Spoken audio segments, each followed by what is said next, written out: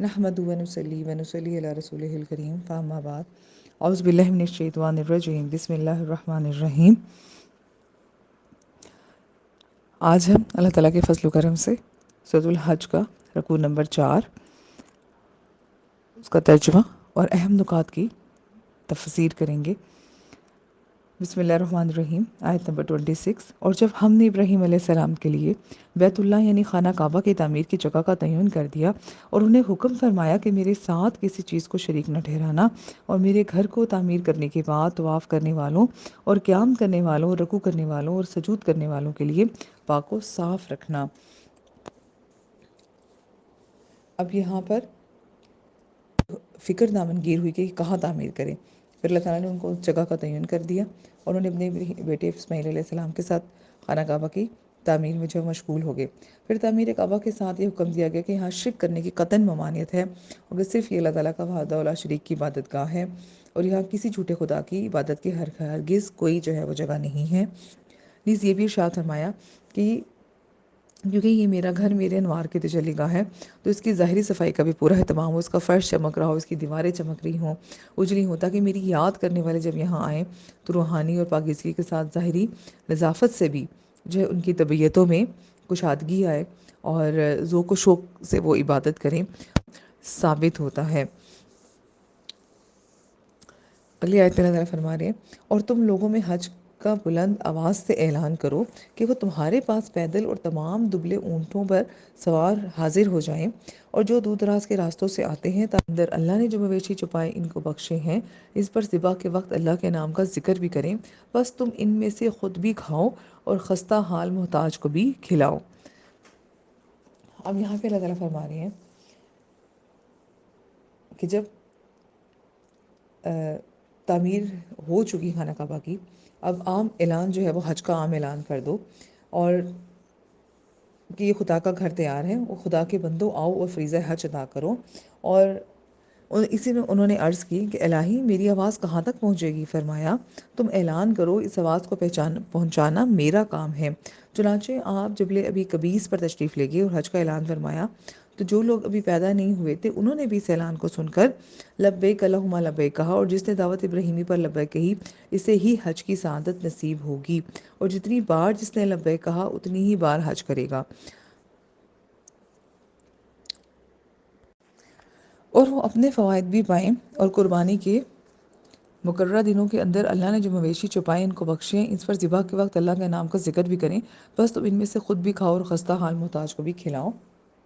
اب یہاں پر حج کرنے کی حکمت بیان فرماتے کہ یہاں آئیں گے تو دینی اور روحانی برکتوں کے ساتھ ساتھ دنیاوی نعمتوں سے بھی مالا مال کر کے واپس بھیجے جائیں گے۔ اور دینی برکت تو ہی ہے جس کا آقا علیہ السلام نے ان الفاظ میں اظہار فرمایا، یعنی جس نے اللہ تعالیٰ کی رضا کے لیے حج کیا اور اسلام میں فحش کلامی اور برائی سے بچا رہا، تو وہ جب لوٹے گا تو گناہوں سے اس طرح پاک ہو جائے گا جس طرح اس دن پاک تھا جب اس کی ماں نے اسے جنا تھا۔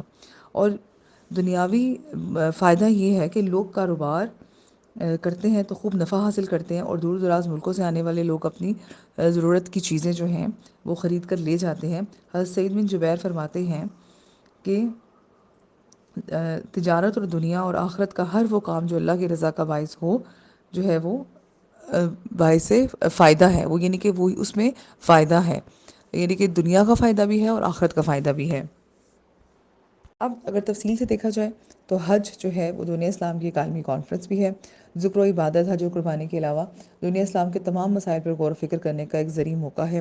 خلفۂ راشدین کے زمانے میں ایام حج میں مملکت اسلامیہ کے تمام صوبوں کے گورنر اور دیگر اعلیٰ حکام مکہ میں جمع ہوتے تھے، بلکہ فاروق اعظم رضی اللہ عنہ خاص اہتمام سے ان کو بلاتے تھے اور ہر ملک کے حالات سنتے اور مقامی مشکلات کو دور کرنے کے لیے مشورے کرتے، اور اگر کسی علاقہ کے لوگوں کو اپنے افسران اعلیٰ سے کوئی شکایت ہوتی تو وہ برملا اس کا اظہار کرتے۔ حضرت فاروق رضی اللہ عنہ اور دیگر خلفۂ راشدین اس کا مؤثر تدارک کرتے، لیکن افسوس کے بعد میں مسلمانوں نے حج کی اس عالمی اہمیت کو فراموش کر دیا، اور حج صرف ایک جو ہے وہ جسمانی مشقت اور عبادت تک محدود رہ گیا۔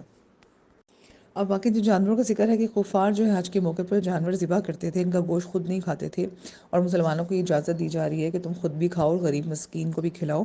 البتہ جو جانور بطور کفارہ ذبح کیا جائے ان کا کھانا کفارہ دینے والے کے لیے صرف جائز، کفارت دینے والے کے لیے جائز نہیں، یعنی کہ وہ پھر خود نہیں کھائے گا، دوسروں کو کھلائے گا۔ اور پھر انہیں چاہیے کہ احرام سے نکلتے ہوئے بال اور ناخن کٹوا کر اپنا میل کچیل دور کریں اور اپنی نظریں یا بقیہ مناسک پوری کریں اور اللہ کے قدیم گھر خانہ کعبہ کا طواف و زیارت کریں. یہی حکم ہے.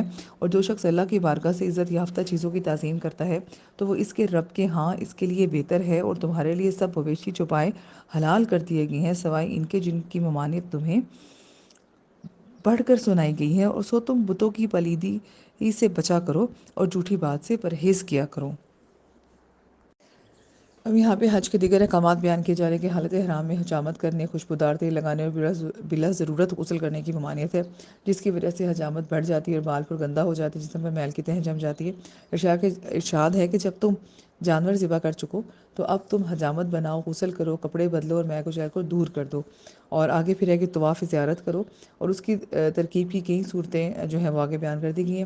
پھر اللہ تعالیٰ کی محترم چیزیں جو ہیں ان کا آداب جو ہے اور تعظیم وہ شرائط عبادت میں سے ہے. اور اللہ تعالیٰ کا اللہ تعالیٰ اس کا اجر عطا فرمائے گا اور ان کی جتنی یہ مشقت ہے وہ سب خیر و عافیت کا باعث ہوں گی. اور اسی طرح سے کفار نے بہت سے جانوروں کو اپنے من گھڑت قانون سے حرام قرار دیا ہے، جیسے بیرا اور صائبہ وغیرہ. اور مسلمانوں کو بتایا جا رہا ہے کہ یہ سب کفار کے من گھڑت مسئلے ہیں. حرام وہی جانور جن کا پہلے ذکر کیا جا چکا ہے اور اس کے علاوہ سارے حلال ہیں، تم انہیں آرام سے کھاؤ. اور پھر مسلمانوں کو حکم دیا جا رہا ہے کہ یہ بت جن کو مشرکین نے اپنا معبود بنایا ہوا ہے یہ تو سراسر نجاست اور غلاظت ہیں. ان سے دور بھاگو اور ہر قسم کی جھوٹی باتوں سے اجتناب کرو. اور جھوٹ اور جھوٹی شہادت جو ہے کسی کو اللہ تعالیٰ کا شریک کہنا، فرشتوں کو اللہ تعالیٰ کی بیٹیاں کہنا، یہ سب جھوٹی اور غلط باتیں ہیں. اور اگلے طرف پھر فرما رہے بسم اللہ الرحمن الرحیم. اور صرف آیت نمبر 31 میں اور صرف اللہ کے ہو کر رہو، اس کے ساتھ کسان سے گر پڑے اور پھر اس کو پرندے اچک لے جائیں یا ہوا اس کو دور کسی جگہ میں نیچے جا پھینکے. اب اگلا طرف ہمارے کہ شرک سے منہ موڑ کر کمال یکسوئی کے ساتھ اللہ تعالیٰ کی طرف متوجہ ہو جاؤ اور کسی کو اس کا شریک نہ بناؤ، نہ ذات میں، نہ صفات میں، نہ الوہیت میں، نہ ربوبیت میں. اور اس کی صفات قدیم اور ذاتی ہے اور باقی جہاں کہیں بھی کوئی خوبی یا کمال ہے کسی کا اپنا نہیں، سب اللہ تعالیٰ کا عطا کرنا ہے. اور جو شخص اللہ کی نشانیوں کی تعظیم کرتا ہے تو یہ تعظیم دلوں کے تقویٰ میں ہے اور یہ تعظیم وہی لوگ بچا لاتے ہیں جن کے دلوں کو تقویٰ نصیب ہو گیا ہے. یعنی ان شانداروں یا یادگاروں مقامات، احکامات اور مناسک وغیرہ کی تعظیم جو اللہ یا اللہ والوں کے ساتھ کسی اچھی نسبت یا تعلق کی وجہ سے جانے پہچانے جاتے ہیں. اب یہاں پہ اللہ تعالیٰ فرما رہے ہیں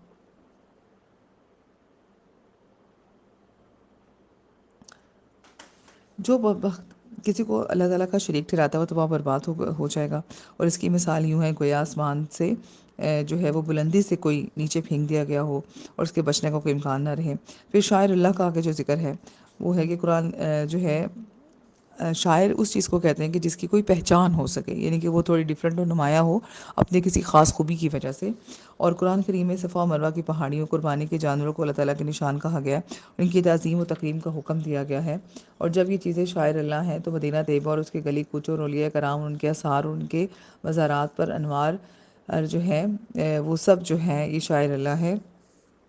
یہ آیت اس چیز پہ بھی دلالت کر رہی ہے کہ محبوبان خدا جو ہیں ان کی جو ان کے آثار ہیں اس کی تعظیم و احترام شرک نہیں بلکہ جو ہے وہ اللہ تعالیٰ سے اس کا اجر ملے گا. اور اس عبادت کی تعظیم کرنے سے جو ہے وہ درجات کی بلندی کا امکان ہے. اور تقویٰ کا تعلق دلوں سے ہے. اور اگلی طرف ہمارے اور تمہارے لیے ان قربانی کے جانوروں میں مقررہ مدت تک فوائد ہیں، پھر انہیں قدیم گھر خانہ کعبہ کی طرف ذبح کے لیے پہنچانا ہے. اب اللہ تعالیٰ فرمانے مویشی جو ہم نے پیدا کی ہیں ان سے تم طرح طرح کے فائدے حاصل کرتے ہو، ان پر سوار ہوتے ہو، ان کا گوشت کھاتے ہو، ان کا دودھ پیتے ہو، ان کی اون اور کھال سے نفع اٹھاتے ہو اور اس کی تمہیں اجازت ہے، لیکن اس سے ان فوائد کا حصول ایک مقررہ حد تک درست ہے. اور وہ یہ ہے کہ جب تم ان کو حرم شریف میں قربانی دینے کے لیے معین کر دو تو اس کے بعد تم ان سے یہ منافع حاصل نہیں کر سکتے. اور آگے اللہ تعالیٰ فرما رہے کہ یعنی جو جانور تم حج کے موقع پر بطور ہدی اپنے ہمراہ لے آؤ ان کو ذبح کرنے کی جگہ حرم شریف ہے. واخر دعوانا الحمدللہ رب العالمین. بس السلام علیکم ورحمۃ اللہ وبرکاتہ. رکوع نمبر 4 یہاں اختتام پذیر ہوا.